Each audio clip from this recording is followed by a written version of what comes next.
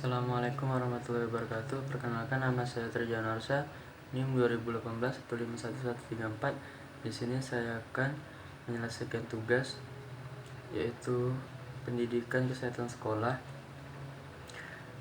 Baiklah, saya akan membacakan soalnya. Apa bahayanya penyakit HIV/AIDS?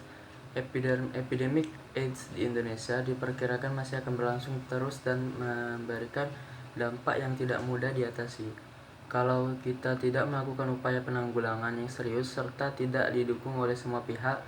Epidemik ini akan terus bertambah. Orang yang mengidap virus AIDS akan menjadi pembawa dan penular AIDS selama hidupnya. Walaupun tidak merasa sakit dan tampak sehat, AIDS juga dikatakan sebagai penyakit yang berbahaya dan belum ada vaksin yang bisa mencegah virus AIDS.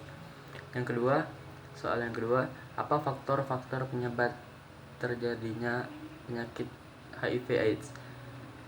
AIDS disebabkan oleh human immunodeficiency virus. HIV yang masuk ke dalam tubuh akan menghancurkan sel CD4. Sel CD4 adalah bagian dari sel darah putih yang melawan infeksi. Semakin sedikit sel CD4 dalam tubuh, maka semakin lemah pula sistem kekebalan tubuh seseorang. Penularan HIV terjadi saat sperma, darah, atau cairan vagina dari seseorang yang terinfeksi masuk ke dalam tubuh orang lain. Hal ini dapat terjadi melalui berbagai cara, antara lain yang pertama hubungan seks. HIV dapat terjadi melalui hubungan seks, baik melalui vagina maupun dubur anal. Meskipun sangat jarang, HIV juga dapat menular melalui seks oral. Akan tetapi penularan lewat seks oral hanya akan terjadi bila terdapat luka terbuka di mulut penderita, misalnya seperti gusi berdarah atau sariawan. Yang kedua, berbagai jarum suntik. Berbagi penggunaan jarum suntik dengan penderita HIV adalah salah satu cara yang dapat membuat seseorang tertular HIV.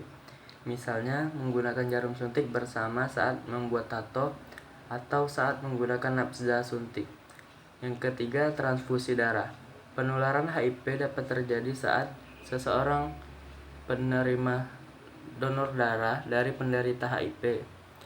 Tanda-tanda yang ketiga atau soal yang ketiga, tanda dan gejala penyakit HIV. Dalam beberapa minggu infeksi HIV, gejala seperti flu, seperti demam, sakit tenggorokan, dan kelelahan dapat terjadi. Kemudian penyakit ini biasanya tanpa gejala sampai berkembang menjadi AIDS. Gejala AIDS termasuk penurunan berat badan, demam atau berkeringat saat malam. Kelelahan dan infeksi dapat terjadi. Kemudian penyakit ini biasanya tanpa gejala sampai berkembang menjadi AIDS. Gejala AIDS termasuk penurunan berat badan, demam atau berkeringat saat malam, kelelahan, dan infeksi berulang.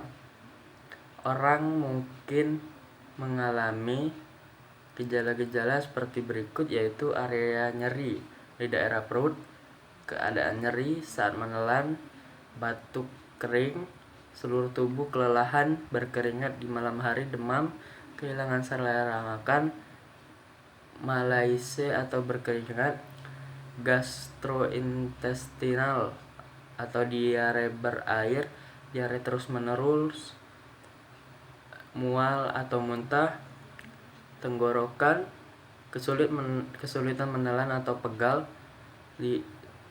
Gejala di selangkangan yaitu luka atau pembengkakan, gejala di mulut, lidah putih atau ulkus, dan gejala-gejala umum seperti infeksi oportunistik, bercak merah, kandidiasis oral, pembengkakan kelenjar getah bening, penurunan berat badan yang tidak disengaja yang parah, radang paru-paru, ruam kulit, atau sakit kepala.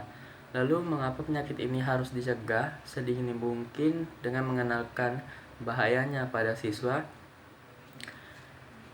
Dikarenakan edukasi tentang HIV/AIDS sangat penting untuk diberikan kepada siapa saja, khususnya kepada anak-anak siswa-siswi.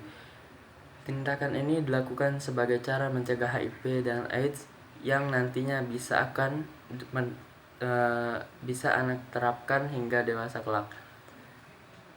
Kendalanya masih banyak yang menganggap bahwa edukasi tentang HIV/AIDS pada anak adalah sebuah hal tabu.